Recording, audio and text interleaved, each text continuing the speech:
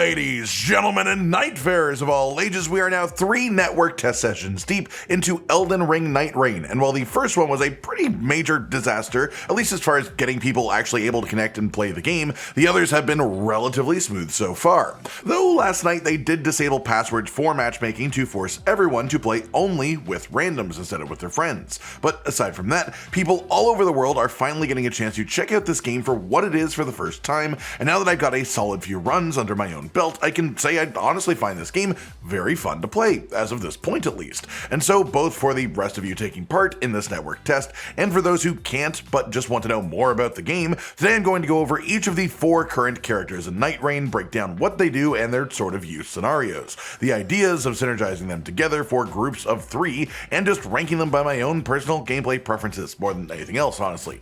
First up then is Wylder. This is your all-rounder. His main offensive stat scaling when he levels seems to be a mix of strength and a bit of dexterity, so the best weapons to equip with Wylder are quality type weapons from base Elden Ring if you know them by heart. Otherwise, generally aim for things that are chunky but smooth, things like your twinned night blades or long swords, and a lot of great swords as well. Attributes are hidden in Nightreign though, both on character and on weapons, so don't stress too much about that. It won't make a massive difference, but it is how to make the most of the character and how to get the most damage with them. That said, pure strength weapons will also be quite strong on Wylder. They are his second best option, really. Aside from that, Wylder has 3 main functions. The first is his passive, and this allows him to cheat death 1 time. This has the potential to save you a whole level if you would have otherwise died during the day, as you do lose a level if you die during the day, or to possibly even save a whole run if it triggers during a night boss, which would otherwise end the run. But it is entirely likely that you could just end up popping this in a much less relevant and important situation, like just fighting some random enemies while surrounded by your allies. So the value of this one is very situationally dependent, but it is a solid passive without a doubt. The next skill then is Clawshot, and this is just straight up a grappling hook. You can use it for traversal, you can use the hook on the ground in front of you for a forward speed boost, you can hook a wall above you to get the equivalent of a boost upwards up a wall that may otherwise have just been too high without it. And it also has some pretty cool combat capabilities too, where if you hit an enemy with the grappling hook the game considers to be lighter or smaller than you, it will then pull them into you. Even up to the straight up demi-human swordsman knight boss, you can pull that to you, just whipping it right in front of you at will. For anything larger, however, the grappling hook basically reverses its function and instead will pull you toward the target, like how it works when you use it for traversal. There are also ways to combo out of the grapple attack, especially through relics, which add combo attacks for Wylder, which is quite cool too. Generally, this is just a highly versatile skill that is more limited by your imagination than any other real constraints. Then finally, Wylder has the ultimate Art Onslaught Stake. He loads a cannon shot into his arm, essentially, and then just blasts it out at close range. This does high burst damage and applies a ton of stagger value too, and in a small AoE. If you are fighting a boss, if you're getting surrounded, or if you just want a break in a fight for the moment, all of these are strong and valid reasons to use this ultimate once you have it charged up. Overall, I'd consider Wylder the sort of jack of all trades. He can be great with multiple different weapon types, he gets solid tankiness with enough levels, and there are a lot of options with how to play and use the actual abilities too.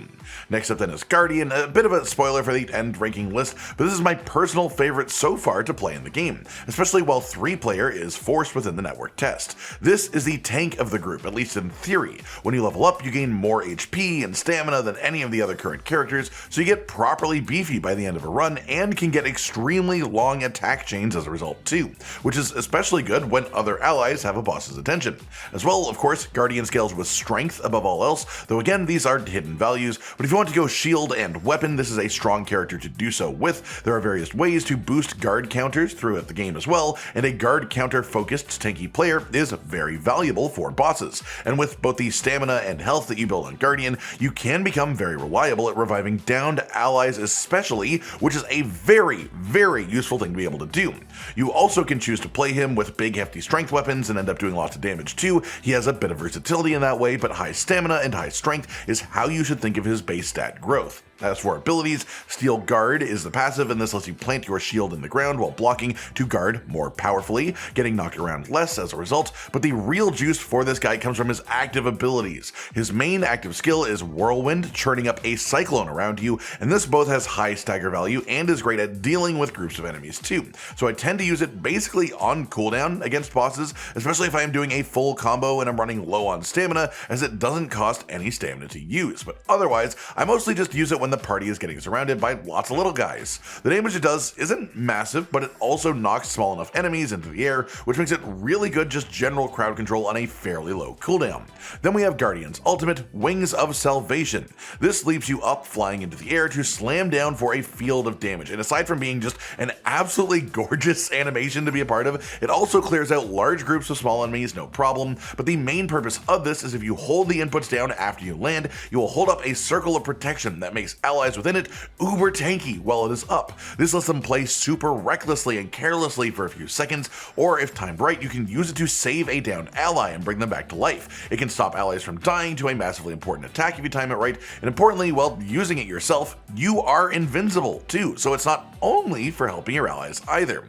The third character then that we have access to in the network test is the Duchess. This character's base scaling is incredibly hard into just straight up dexterity. I have seen Duchess get absolutely crazy on damage, but no matter how much damage she does, she is also generally the squishiest member of the party, especially as Recluse usually plays from longer range in comparison, though you can use bows on Duchess. So for weapons, you want fast dexy things like daggers, short swords, spears, flails, scythes, and power stancing is absolutely an option for this character if you find two of the same weapon class through your run. One little note of warning though is that at level 1, Duchess will be 1 or 2 shot by every single attack by any enemy on the map. So more so than the other characters, you have to play it a bit safer for the first bit of grinding in the game. Take a few tinier enemies at the very start to just get yourself to level 2 at least, and then you want to take heavy advantage of your dodge. Speaking of which, Duchess's passive is Magnificent Poise. This reads as letting you attack and dodge optimally, but what this results in is some unique combos for certain dex-based weapons especially, which is cool, and that's neat, but more importantly to your average run is the effect this has on your dodges. Duchess's dodge is essentially a quick step with massive iframes on it that can be chained back to back with very minimal recovery in between. So if you're ever in doubt, just spam dodge with her and you'll probably be okay. Even her backstep has iframes, which can set up a lot of cool situations too. So you are squishy, you're super low health, but extremely high mobility and evasiveness within combat. After that we have the active skill for Duchess, which is called Restage, and this is one of the funkiest and coolest actives currently in the game. This is, I believe, the lowest cooldown of any of the active skills as well that we have in the network test, so you can use it very frequently, like every few seconds, but understanding how to time it properly is the key to making this character as a whole properly effective. What this ability does is basically pop out a ghost of any nearby enemies, which will replay what happened to them for the last 2 seconds. This applies any damage that happened to that enemy within that period of time a second time. So let's say that you hit a boss for 1,000 damage for whatever reason. Then you trigger Restage. It will instantly do another 1,000 damage as long as that initial hit happened within the last 2 seconds. If you are a solo player, then this is relatively simple to use, but in a group of 3, it becomes a game of watching your teammates, seeing how their combos are going, if they get a long chain, seeing Wylder launch off his ultimate cannon ability maybe, or seeing Recluse pop off a massive spell, or even just if someone gets a stagger on a boss and then the critical hit that follows, you can use Restage to then double that damage if you time it well. It is an incredibly powerful but skill and timing reliant ability, and it also requires a bit of teamwork to use at its peak. In a lot of ways, I would say that Guardian is sort of the anchor of the team positionally, but Duchess has the capability to be the leader when it comes to deciding when the damage comes out and what damage gets multiplied, and making everything just way more efficient if you use it right.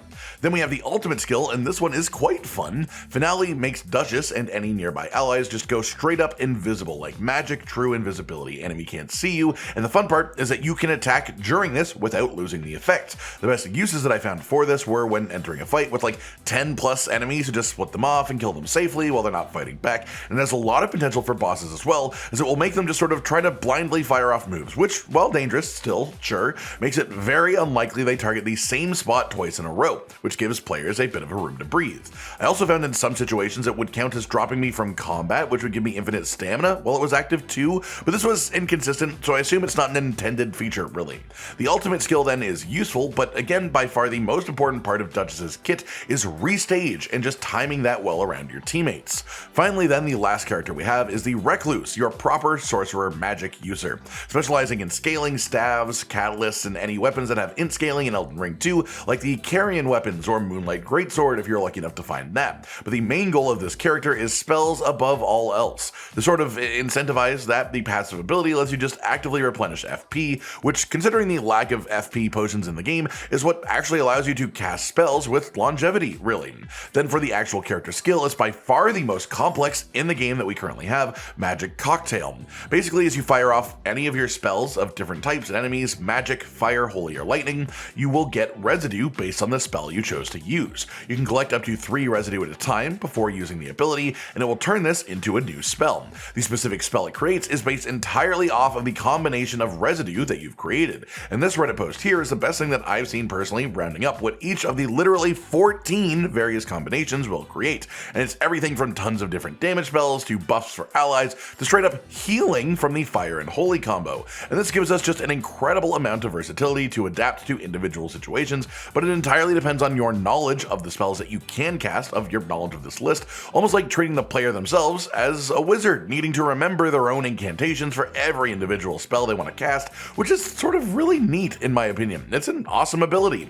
Then the ultimate ability for Recluse is Soul Blood Song. This marks all nearby enemies on use with a blood sigil, and this when popped will restore both HP and FP to the player that does it, which is of course quite a useful thing to be able to pull out of the bag, either when flasks are running low, or just if people are running low or empty on FP as well.